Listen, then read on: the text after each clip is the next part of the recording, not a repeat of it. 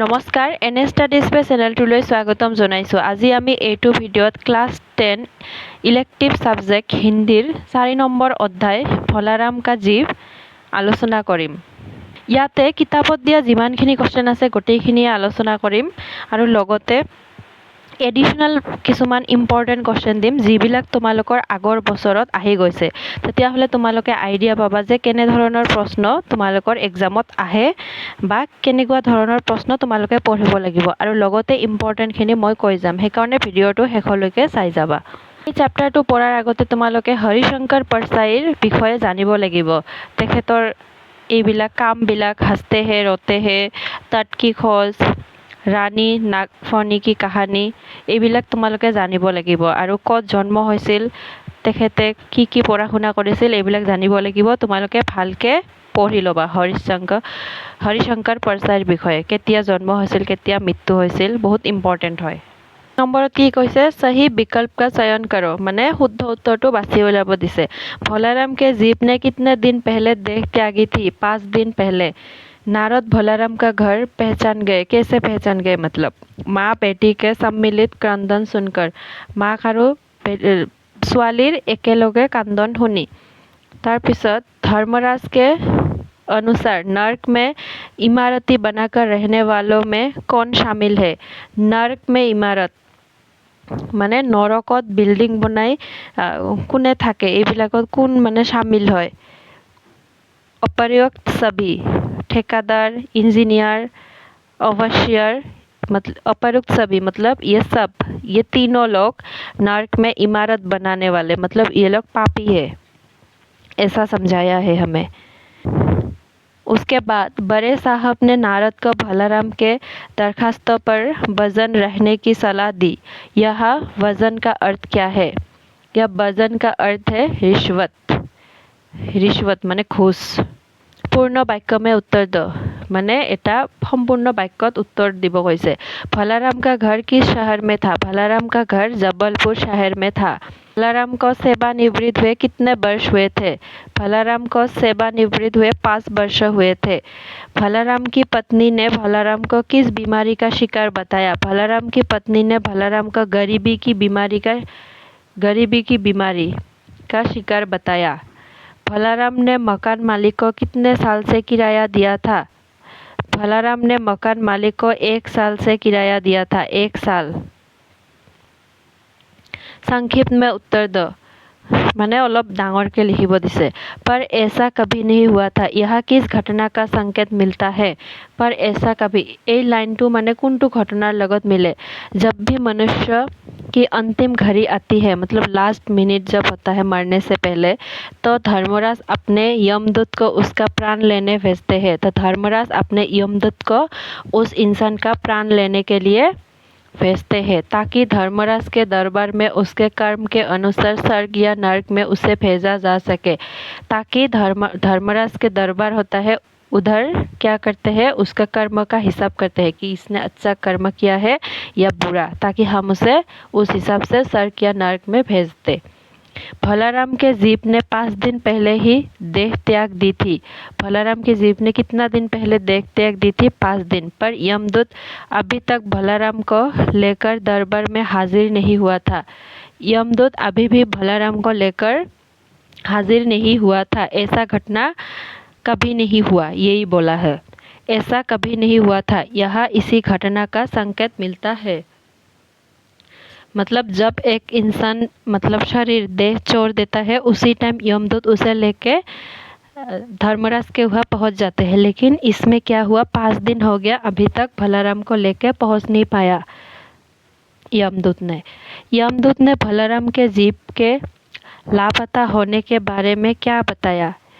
यमदूत ने भलाराम के जीव मतलब भलाराम का जो सोल है, प्राण है, वो लापता हो गया, गुम हो गया, उसके बारे में क्या बताया। भलाराम के लापता होने के बारे में ये बताया कि जब उसने भलाराम के जीव को पकड़ा, मतलब उस सोल को पकड़ा और यमलोक की यात्रा हेतु नगर के बाहर आते ही दोनों एक तीव्र वायु तरंग पर सवार होने ही वाले थे कि वो उसके संगल से निकल भागा। जब भोलाराम को पकड़ा और यमलोक के यात्रा हुए। नगर के बाहर आते ही, जब नगर के बाहर आया, दोनों एक तीव्र वायु तरंग मतलब वायु का झटका लगा और उसके संगल से मतलब यमदूत के संगल से भोलाराम भाग गया। उसने 5 दिनों तक उसकी तलाश में सारा ब्रह्मांड सान डाला और 5 दिन तक क्या किया, पूरा ब्रह्मांड ढूंढ ढूंढ के मतलब सान डाला, पर भोलाराम का जीप कहीं नहीं मिला। कभी कहीं नहीं मिला। मैं एटा कथा कওঁ, এই हिंदी চেপ্টাৰটো তোমালোকে দেখাত মানে ইজি লাগিব পাৰে, কিন্তু লিখতে বহুত টান হয় আৰু লিখতে বহুত টাইম লাগে। সেইকাৰণে হিন্দী যিমানে নপঢ়া কিয় ইয়াতকৈ বেছি তোমালোকে লিখিবা, তেতিয়াহে পৰীক্ষাত মানে ভাল নম্বৰ পাবা। আৰু হিন্দীত ইমান টান কুৱেশ্যন নাহে, মানে কমন পৰি যায়, কিন্তু তোমালোকে লিখতে বানানবিলাক ভুল হৈ যায়। সেইকাৰণে এতিয়াৰ পৰা যিমান পাৰা লিখা। गो, धर्मराज ने नर्क में किन किन लोगों के आने की पुष्टि, उन लोगों ने क्या क्या अनियमितताएं की थी। अनियमितता मतलब रूल के बाहर। धर्मराज ने नर्क में बड़े बड़े इंजीनियर, ठेकेदार और अवश्यर के आने की पुष्टि की। बड़े बड़े इंजीनियर, ठेकेदार, अवश्यर, उन लोगों ने अनेक अनियमितताएं की थी मतलब बहुत गलत काम किया था, जिनमें बड़े बड़े इंजीनियर ने ठेकेदार के साथ मिलकर भारत की पंचवर्षीय योजनाओं का पैसा खाया। क्या किया था इंजीनियर ने ठेकेदार के साथ मिलकर बड़े बड़े पंचवर्षीय योजना मतलब गवर्नमेंट का फंड जो होते हैं लोगों को देने के लिए, उसका पैसा खाया। ओवरसियर ने तो मजदूरों की हाजिरी भरकर पैसा खाया। और ओवरसियर ने क्या किया, मजदूर को जो पैसा देना था वो दिखाकर पैसा खाया, जो कभी काम पर आए नहीं थे। मतलब जो मजदूर थे वो काम पे नहीं आए और पर उन लोगों का नाम हाजिरी में दिखाया और उसका पैसा खाया ओवरसियर ने। नेक्स्ट क्वेश्चन, भोलाराम की पारिवारिक स्थिति पर प्रकाश डालो। हमें भोलाराम আমাক কি সুধিছে, ভোলাৰামৰ মানে পৰিয়ালৰ স্থিতিটো কেনেকুৱা আছিল, মানে দুখীয়া আছিল নে ধনী আছিল এইবিলাক সুধিছে। ক'ত ঘৰ আছিল। भोलाराम जबलपुर शहर में घुमापुर मोहल्ले में नाले के किनारे एक 1.5 कमरे के टूटे फूटे मकान में अपनी पत्नी, 2 लड़के और 1 लड़की के साथ रहता था। भोलाराम किस शहर में, ये इम्पोर्टेंट है, जबलपुर शहर के खमापुर मोहल्ले में नाले के किनारे एक 1.5 कमरे के टूटे फूटे मकान में। ये जो इन्फॉर्मेशन है ये बहुत इम्पोर्टेंट है। 2 और उसका कितना लड़का और लड़की थे, 2 लड़के और 1 लड़की। छोटी सी सरकारी नौकरी से अपना परिवार चला रहा था। एक छोटा सा क्या था, सरकारी नौकरी। पर जब नौकरी से रिटायर हुआ तो पेंशन के पैसे उसने मिलने चाहिए थे। लोग रिटायर होने के बाद क्या मिलते, पेंशन मिलते हैं, लेकिन उस इंसान को, भोलाराम को नहीं मिला था। पर 5 साल पहले रिटायर होने के बावजूद उसे पेंशन नहीं मिला। 5 साल होने के बाद भी उसे पेंशन नहीं मिला, जिसके चलते उसकी घर की स्थिति बहुत दयनीय हो गई थी। और उसके वजह से क्या हुआ, उसका घर का स्थिति बहुत ख़राब हो गई थी। घर के गहने, बर्तन सब कुछ बिक चुके थे। घर के गहने, ज्वेलरी, बर्तन सब कुछ बिक चुके थे। यहाँ तक कि भोलाराम ने घर का भाड़ा भी 1 साल से नहीं दिया था। यहाँ तक कि भोलाराम ने घर का भाड़ा भी 1 साल से नहीं दिया था। इस आर्थिक स्थिति के कारण अंत में उसने संसार ही छोड़ दिया। लास्ट में जाके भोलाराम को क्या हुआ, इतना मतलब फाइनेंशियल स्थिति खराब हो गया कि उसने 1 साल से भाड़ा नहीं दे पाया। और इस आर्थिक स्थिति के कारण अंत में उसने अपने संसार ही छोड़ दिया। और इसके कारण उसने क्या किया, इस दुनिया से मतलब दुनिया छोड़ दिया, डेथ हो गया। भोलाराम के दरख्वास्तें तो भेजी थी पर उन पर वज़न नहीं रखा था, इसीलिए कहीं उड़ गई होगी। दफ्तर के बाबू के पे ऐसा कहने का आशय, क्या आशय था। भोलाराम ने दरख्वास्त मतलब एप्लीकेशन तो दिया था, भेजा था, लेकिन क्या हुआ, उस पर वज़न नहीं रखा था, मतलब पैसा नहीं दिया था, रिश्वत नहीं दिया था, घूस, इसीलिए उसका काम नहीं हुआ। तो हमें क्या पूछा है, दफ्तर बाबू के ऐसा कहने का, जो ऑफिस में इंसान थे दफ्तर बाबू, उसका कहने का क्या आशय था, मतलब क्या कारण था, और क्या बोला कि पैसा नहीं दिया इसीलिए उसका कागज़ उड़ गई। सोचो ये कितना मतलब खराब मेंटालिटी है। आंसर, भलाराम ने दरखास्त तो भेजी थी पर उन पर वजन नहीं रखा था इसीलिए कहीं उड़ गई होगी। ऐसा कहने से दफ्तर बाबू के आशय यह था कि भलाराम ने पेंशन मंजूर करवाने के लिए सरकारी कर्मचारियों को देने के लिए दरखास्त के साथ पैसे नहीं रखे थे। भलाराम ने पेंशन मंजूर करवाने के लिए एप्लीकेशन दिया था सरकारी कर्मचारियों को, लेकिन क्या हुआ, उसमें पैसा नहीं रखा था। अर्थात भलाराम को रिश्वत देने चाहिए थी लेकिन उसने नहीं दिया। आज के इस ज़माने में बिना घूस दिए कोई काम नहीं होता, इसीलिए भलाराम का काम नहीं बना और उसकी अर्जी कहीं फाइल में दबे किसी कोने में पड़ी रही और उसका अर्जी मतलब उसका एप्लीकेशन जो उसका कागज़ था वो फाइल में दबे किसी कोने में पड़ा हुआ था। नेक्स्ट क्वेश्चन, चपरासी ने नारद को क्या सलाह दी? चपरासी मतलब चौकीदार ने नारद को क्या सलाह दी? नारद को कार्यालय में इधर से उधर बाबू और अफसरों के यहाँ घूमता हुआ देख। नारद क्या हुआ, नारद के चुंगल से भलाराम भाग गया, इसीलिए वो ढूंढने के लिए कहा गया, मतलब इधर उधर ढूंढने के बाद कार्यालय में गया और उधर जाके इधर से उधर बाबू और अफसरों के वहाँ घूमता हुआ देख। चपरासी ने नारद को सलाह दी कि यहाँ साल भर भी चक्कर लगाते रहेंगे तो आपका काम नहीं होगा। क्या बोला कि यहाँ साल भर भी आप चक्कर लगाते रहेंगे फिर भी आपका काम नहीं होगा। आप सीधे बड़े साहब से मिले, उन्हें अगर खुश कर दिया तो समझो आपका काम हो गया। बड़े साहब मतलब बड़ा ऑफिसर को मिलने के लिए कहा और उसको खुश करने के लिए बोला, मतलब रिश्वत देने के लिए। अगर वो खुश हो गया तो काम हो जाएगा, ऐसा नारद को बोला चपरासी ने।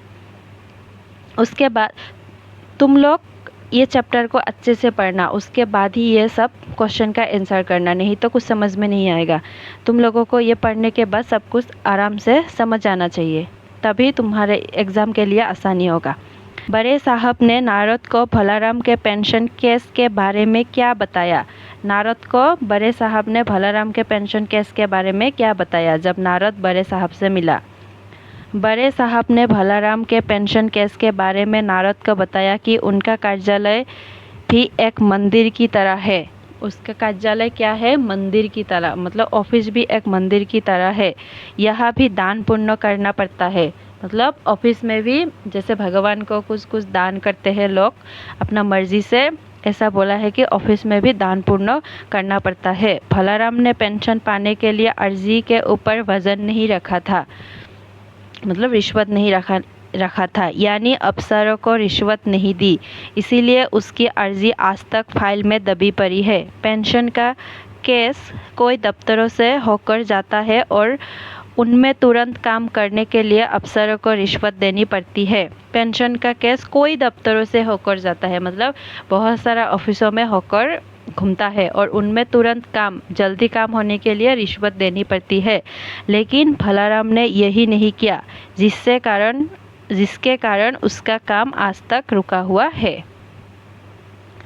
भलाराम का जीव नामक व्यंग्यात्मक कहानी समाज में फैले भ्रष्टाचार एवं रिश्वत का पर्दाफाश करता है। कहानी के आधार पर पुष्टि करो, मतलब भलाराम का जीव जो মানে যিনটো আমাক এই চেপ্টাৰটো যে দিছে এইটো মানে আমাৰ সমাজৰ ভ্ৰষ্টাচাৰ, মানে মানুহক যে অফিচাৰবিলাকে কেনেকৈ ঠগাই আছে, আমাৰ মানে সমাজত কেনেকৈ ঘুচৰ অবিহনে একো কাম নহয়, এইটো মানে পৰ্দাফাশ কৰাৰ কাৰণে এই চেপ্টাৰটো মানে ৰাইটাৰে লিখিছে আৰু এইটো হয় নে নহয় আমাক মানে উচিত বিচাৰ কৰিব দিছে। भलाराम का जीव एक व्यंग्यात्मक कहानी है, मतलब व्यंग्यात्मक मतलब लोगों को हंसाने वाला, लेकिन इसके अंदर भी कुछ बहुत गहरा मतलब डीप मीनिंग छिपा हुआ है।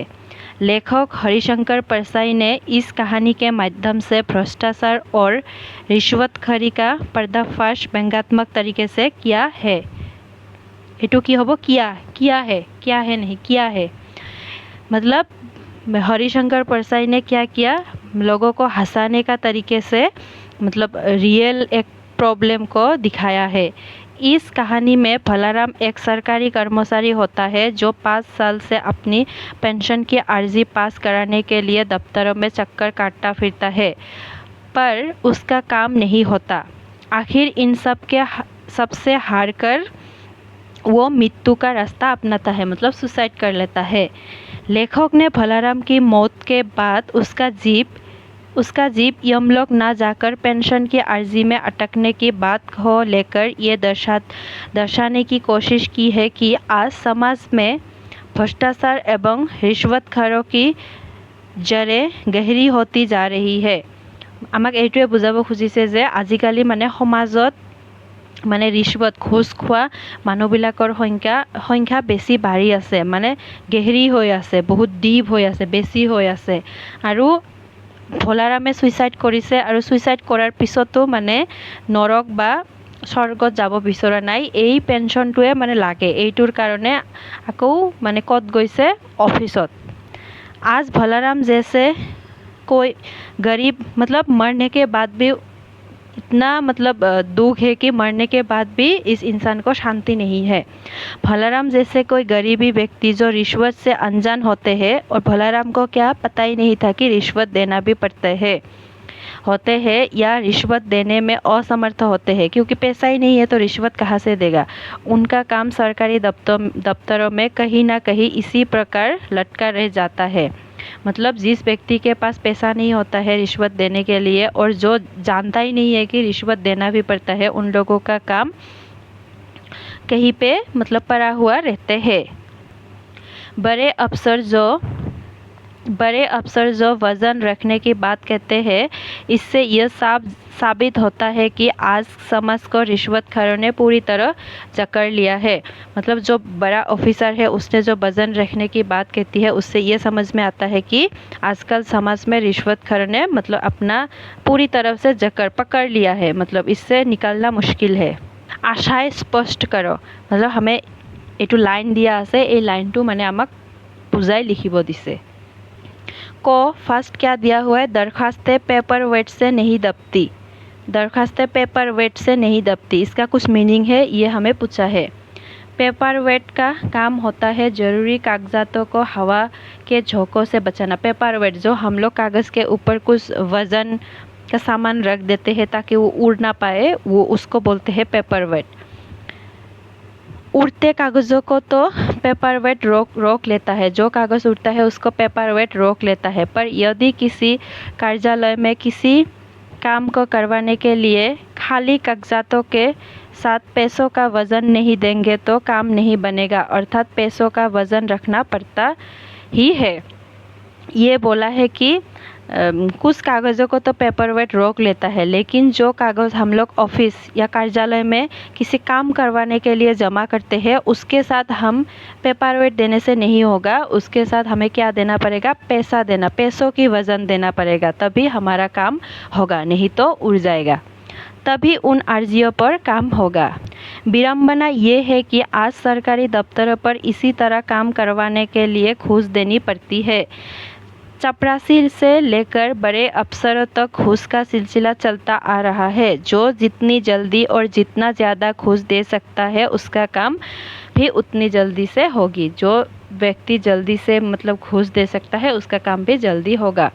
ये भी एक मंदिर है, यह भी दान पुण्य करना पड़ता है। ये तो तुम लोगों को पता ही है, पहले हम पढ़ लिया, जो बड़ा ऑफिसर ने बोला था नारद को। धार्मिक स्थलों में लोग अपनी फरियाद लेकर वहाँ दान पुण्य कर आते हैं, धार्मिक मंदिर में, ताकि उनकी मनोकामना पूरी हो सके। लोग क्या करते हैं, मंदिर में दान करते हैं और कुछ प्रे करते हैं कि उन लोगों का मनोकामना पूरी हो सके। सरकारी कार्यालय या अन्य दफ्तर पर यदि किसी को अपना काम करवाना है तो वहाँ बैठे बड़े अफसरों को रिश्वत देनी पड़ती है।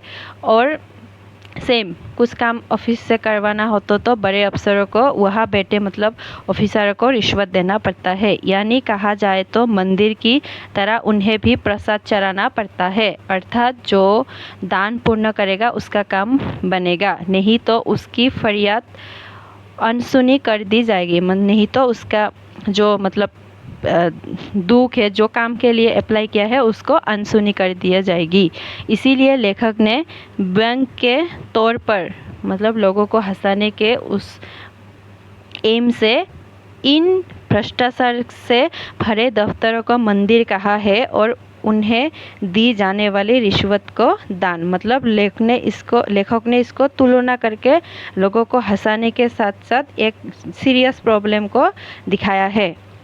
এতিয়া আমি কিছুমান এক্সট্ৰা কুৱেশ্যন বা প্ৰিভিয়াছ আগৰ কেইবছৰমানৰ কুৱেশ্যন চাওঁ, তেতিয়াহ'লে তোমালোকে আইডিয়া পাবা যে পৰীক্ষাত কেনেকুৱা ধৰণৰ কুৱেশ্যন আহে, previous year question. First question, Narad Bholaram का घर कैसे पहचान गए? नारद भोलाराम का घर कैसे पहचान गए? माँ बेटी के सम्मिलित क्रंदन से। ये कितना सन में आया था? SSLC में आया था ये। और बड़े साहब ने नारद को दरखास्तों के वजन रखने की सलाह दी थी। यह वजन क्या है? रिश्वत है। एटुर एन्सारটো ভুল আছে, एटु रिश्वत हब, एटु एन्सार हब। बड़े साहब ने नारद को दरख्वास्त की वजन रखने की सलाह दी थी। यह वजन क्या है? रिश्वत है। तार पिছত एटु आहिसे, भोलाराम के जीव ने कितने दिन पहले देह त्याग दिया था? 5 दिन पहले। এইবিলাক আগতে পঢ়িছা। भोलाराम का रिटायर हुआ था 5 साल पहले। तार पिছত भोलाराम का जीव किस प्रकार की कहानी है? व्यंग्यात्मक कहानी है। मतलब लोगों को हंसाते हैं लेकिन उसके अंदर एक गहरा राज छुपा हुआ है। भोलाराम कहाँ रहता था? जबलपुर शहर में। तुम्हारी भी रिटायर होने की उम्र आ गई, ये किसका कथन है? ये किसने कहा था? ये चित्रगुप्त ने कहा। अति संक्षिप्त प्रश्न मतलब शॉर्ट क्वेश्चन। भोलाराम का जीव ने कितने दिन पहले देह त्याग दी थी? 5 दिन पहले। ये सब बार बार क्यों आ रहा है? ये सब बार बार एग्जाम में आया हुआ है, इसीलिए। भोलाराम का जीव शीर्षक पाठ के लेखक कौन है? हरिशंकर परसाई। ये बहुत इम्पोर्टेंट है हरिशंकर, और इसके बारे में तुम लोगों को बहुत अच्छे से पढ़ना होगा। बड़े साहब ने नारद को भोलाराम के दरख्वास्तों पर वजन रखने की सलाह दी थी। यह वजन का तात्पर्य क्या है? बारे बारे पढ़लू। वजन मतलब रिश्वत या किसी प्रकार की सुविधा। धर्मराज का क्या काम है? धर्मराज का काम जीवों को कर्मों के आधार पर स्वर्ग या नरक में भेजना है। धर्मराज क्या करते हैं? जीवों के मतलब लोगों का जो आत्मा वहाँ पे लेके जाता है, उसको अच्छा काम किया है तो स्वर्ग, बुरा काम किया है तो नरक। भोलाराम के जीव ने कितने दिन पहले देह त्याग दी थी? ये बार बार आया है, देखो। ये थोड़ा बड़ा क्वेश्चन का आंसर। धर्मराज ने नरक में किन किन लोगों को आने की पुष्टि की? उन लोगों ने क्या क्या अनियमितता की थी?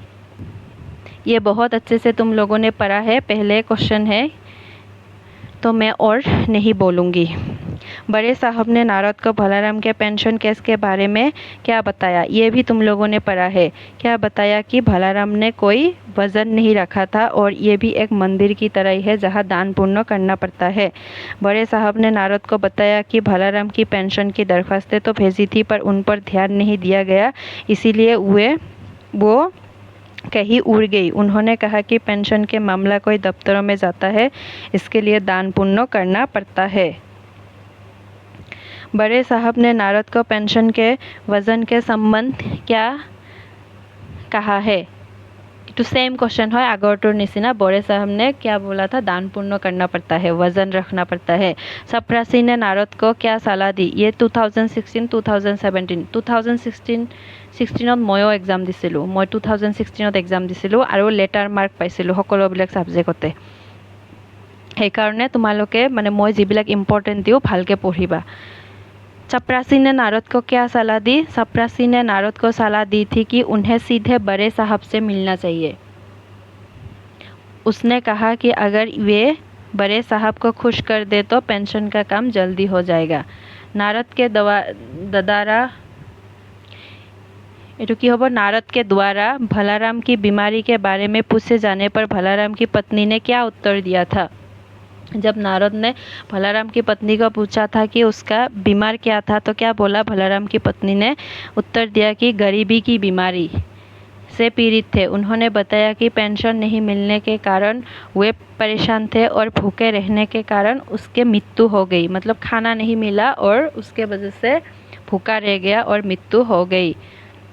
उसके बाद यमदूत के लिए भलाराम संबंधी परेशानी क्या थी? यमदूत के लिए परेशानी यह थी कि भलाराम का जीव उसे चमका देकर कहीं गायब हो गया।